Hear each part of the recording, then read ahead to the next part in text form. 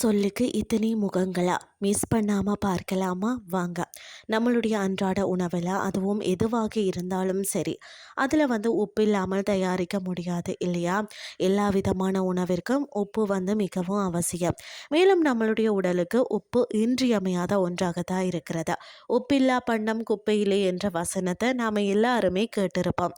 அறுசுவை என்று சொல்லக்கூடிய இனிப்பு, புளிப்பு, உவர்ப்பு, உப்பு, காரம், கசப்பு மற்றது துவர்ப்பு, இந்த ஆறும் இல்லாமல் நம்மளுடைய உணவில் சுவை நிறைவடையாது அப்படின்றது எல்லாருக்குமே தெரிஞ்ச ஒரு விஷயந்தான்.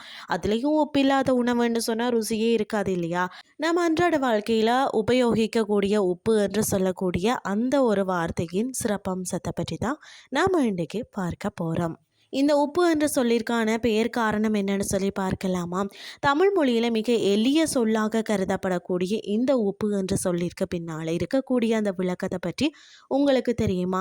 தெரியலைன்னா இதை பார்த்து தெரிஞ்சுக்கொள்ளுங்க. கடல் நீரை பாதிகளை தேக்கி வச்சு அதை சூரிய வெப்பத்தால் ஆவியாக்கும் போது தான் அதன் நீர்த்தன்மை உலர்ந்து படிக துகள்களாக திரண்டு பூத்து மேலெழும்பி நிற்கும்.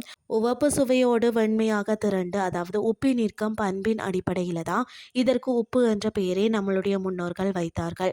உப்பி நிற்கும் அந்த படிகம் தான் உப்பு என்று அழைக்கப்படுகிறது.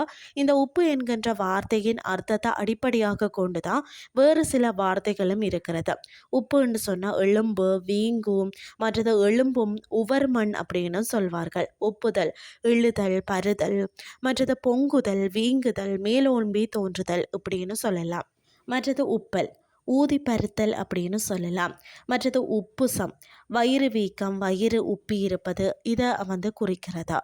உப்பட்டின்னு சொன்னால் ஒன்றின் மேல் ஒன்று வைத்து உயர்த்தி காட்டுவது, வயலில் அறுத்து அடக்கப்படும் நெற்கதிர்களின் கட்டுன்னு சொல்லலாம். மற்றது உப்பரி, உயர்த்தல், மேம்படல். உப்பரி காணுதல்னு சொன்னால் அளவு மிகுந்து காணுதல்னு சொல்லலாம். மற்றது பார்த்திங்கன்னா உபரி, தேவைக்கு அதிகமான பகுதியினே சொல்லலாம். மற்றது பார்த்திங்கன்னா உப்பரிகை, மேல் மாடம்னே சொல்லலாம். மற்றது உப்பால் மேலிடம் என்று சொல்வார்கள். இந்த உப்பரி என்று சொல்லாகிய உயருதல் என்பதில் இருந்து தான் உப்பர் என்கின்ற ஆங்கில வார்த்தையும் ஊப்பர் என்கின்ற ஹிந்தி வார்த்தையும் உருவாகியதா. ஹிந்தியில் ஊப்பர் என்றால் உயரம், மேலே என்று பொருள். நம்மளுடைய தமிழ் மொழியில் உள்ள ஒவ்வொரு வார்த்தைகளுக்கும் பின்னால் சிறப்பான விளக்கங்கள் இருக்கிறது என்பதா உப்பு என்கின்ற இந்த வார்த்தையின் விளக்கத்தை வைத்தே தெரிஞ்சு கொள்ளலாம். இன்றைய கிறிஸ்டி உங்களுக்கு பிரயோஜனமாக அமைஞ்சிருக்கும்னு சொல்லி நானும் நம்புகிறேன்.